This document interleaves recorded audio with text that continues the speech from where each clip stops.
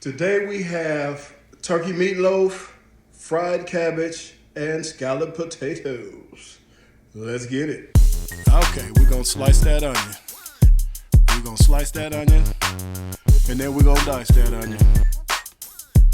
And we're gonna use this whole onion. This is a large onion, by the way. Part of it going in the meatloaf, part of it going in the cabbage, and part of it is going in the layers of scalloped potatoes. You will see there is plenty more to come.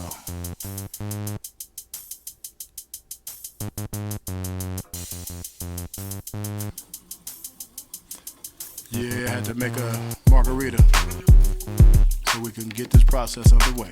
There we go. Now they diced up. We sliced them, now we diced them. Half a stick of butter in your saucepan.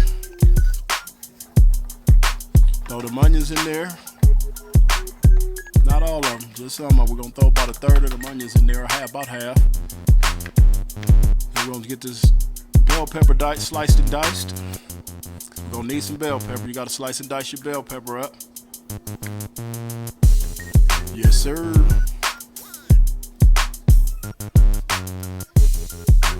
Use about 2/3 of the bell pepper in the meatloaf.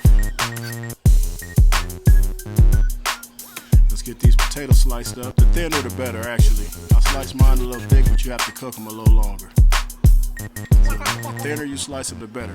Then oil your pan up. I got this some spray avocado oil that I oil my pan with.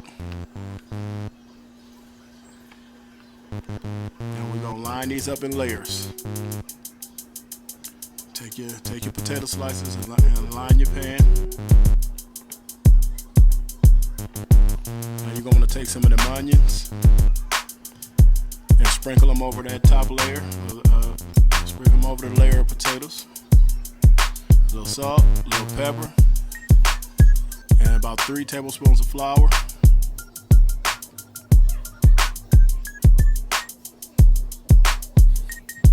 Then I lay sliced cheese. I put some Gouda. I put one layer of cheddar, one layer of Gouda. And then, as you'll see, what's coming up. I'm jumping the gun. Let me slow down, baby.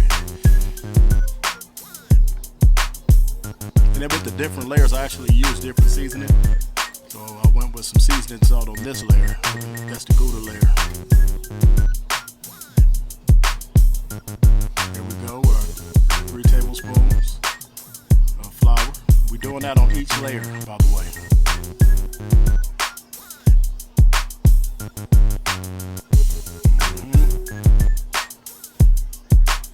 Now I put 2 cups of milk.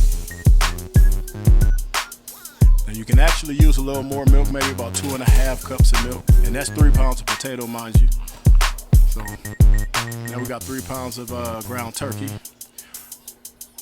Drop 3 eggs on there. Drop them onions, them bell peppers, seasoning.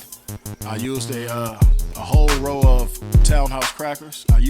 Sometimes I use saltines. I use Townhouse crackers this time. It was delicious too. And I usually add butter, but since I cook my onions in the butter, I just use the butter from there. Mix it up, put it in your pan and form it. Oh yeah. And in my oven on 375, I'm gonna cook the scallops and the meatloaf in the same 375 oven. So you're gonna need your oven to be on 375. Get that all patted up and nice and pretty. And you toss it in the oven. Now we got another half stick of butter. The rest of the fresh onions mixed with the cooked onions. Bell peppers, drop your cabbage in. Now the cabbage is gonna look like it's too much cabbage, but cabbage render down. It's gonna be overflowing. The top gonna just sit on top of the cabbage. But once you cook it and let it render down and start stirring it up, it'll drop down. It'll be just fine. That was something I had to learning how to cook cabbage. And cabbage makes its own juice. You do not need to put broth or water or anything in your cabbage. Just fry it.